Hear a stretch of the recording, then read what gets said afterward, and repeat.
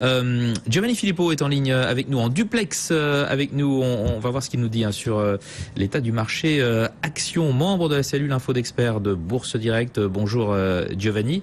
On est stable véritablement depuis plusieurs jours. Maintenant, à quoi peut-on attribuer cette stabilité des marchés d'actions, cette confiance, alors qu'il y a quand même pas mal de risques, notamment le risque politique? Oui, c'est vrai, mais il y a aussi des attentes, comme je l'ai précisé mardi dernier à votre antenne, qui sont pour l'instant toujours supérieures par rapport au prochain volet de politique économique aux États-Unis.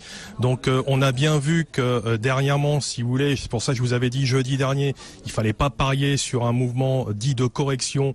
Moi, en tout cas, je ne recommandais pas à nos clients de le jouer. On a eu un retracement à minimum, je dirais, sur une zone 4950, 4920 avec un plus bas à 4943 pour être précis sur le futur avril. Donc non seulement le test de résistance, il a été convaincant par rapport aux perspectives, mais il a surtout surpris, je dirais, les vendeurs secs qui espéraient donc un retracement plus marqué à la suite des premiers déboires politiques de Trump. Alors Trump, on peut dire qu'il a déjà brûlé du crédit confiance, donc faut quand même faire attention.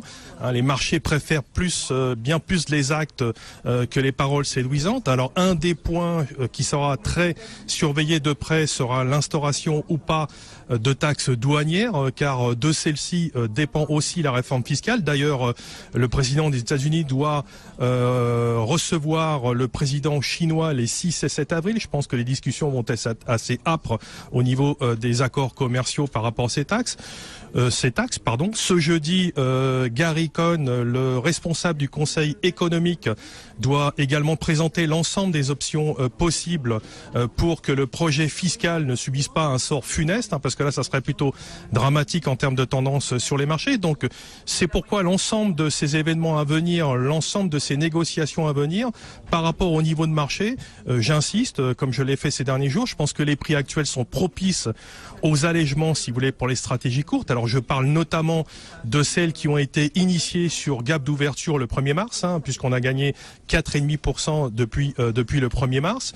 Donc, au plus près, pour les inconditionnels de la hausse, on peut toujours conserver au-dessus de 5027, puisqu'on a une cible dite de cible de réplique technique qui se situe à 5130. C'est vraiment la cible optimale. On s'en rapproche doucement, mais sûrement. Alors, ça signifie pas, si vous voulez, de ma part, la fin du mouvement haussier, mais juste une bonne gestion, je dirais, dans le temps des problématiques à venir, d'autant plus que certaines indications techniques invitent à la prudence. Donc là, on a des gaps d'essoufflement sur pas mal d'indices européens, DAX, Eurostock, IBEX, MIB, CAC. On a eu un gap de rupture, gap de continuation et gap d'essoufflement. C'est plutôt synonyme, si vous voulez, de la fin du mouvement haussier à court terme. On a, comme je l'avais souligné, un potentiel haussier limité à moyen terme.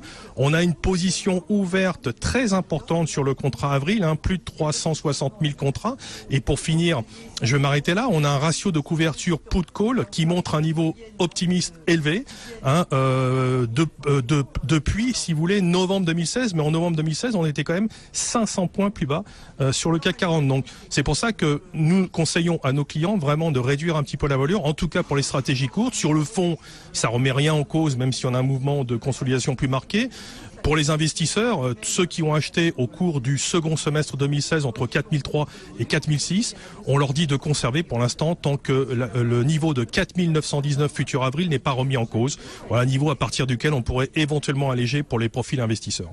Voilà pour le CAC. Que dire de la paire euro-dollar qui est sous pression aujourd'hui? On l'a dit, autant en fin de semaine dernière, début de semaine même, on se rapprochait des indices. On était à plus de 1,09. Là, on prend le chemin inverse. On est sous les 1,08. 1,0722, certainement une pression accentuée par ces chiffres de l'inflation allemande inférieure aux attentes. Où va-t-on sur l'euro-dollar? On repart dans l'autre sens? Non, on est vraiment encadré dans une zone de trading assez précise en fonction des divergences de part et d'autre de l'Atlantique. Là, effectivement, on a eu un mouvement, comme l'a précisé Thierry Sarr, d'ailleurs plutôt un mouvement de baisse sur le dollar qu'un mouvement de hausse sur l'euro. Là, on retrace. Il faut surveiller le palier des 1,0715 contre dollar, parce que si on cassait ce niveau, en clôture ou nettement en séance, on pourrait faire une réplique baissière en direction de 1,0585, 1,0530. Voilà, donc je pense qu'on va continuer à être arbitré. D'ailleurs, j'avais donné ce niveau de support point bas et 1,0880 borne haute. On avait légèrement débordé les 1,8080 ces derniers jours en faisant un plus haut au-dessus de 1,09, 1,0917, 0,915. Je pense qu'on va rester dans ces niveaux-là tant qu'on n'aura pas plus de visibilité sur les prochains volets économiques. Et pour finir, Giovanni, le pétrole, on s'est bien repris hier, on reste relativement bien orienté aujourd'hui avec un Brent à 52,51. On se stabilise sur le pétrole ? Alors le pétrole, on a rentré des positions, je dirais spéculatives dans un premier temps parce que fondamentalement il n'y a pas eu de réel changement. Bon, il y a eu des rumeurs en Libye. Après il y a eu les stocks hebdomadaires hier qui ont été plutôt favorables à une reprise des prix du pétrole. On a raté, je dirais, le niveau majeur de support pour rentrer idéalement. On s'est arrêté à $1,5 juste avant. Donc là on est en train de rebondir. Donc au-dessus de $48 sur le WTI, on en est nettement au-dessus à l'heure actuelle. Nous, on surveille 51 et surtout 52 qui est notre cible de trading. Voilà. Et pour le Brent, au-dessus de 51, on s'en rapproche également.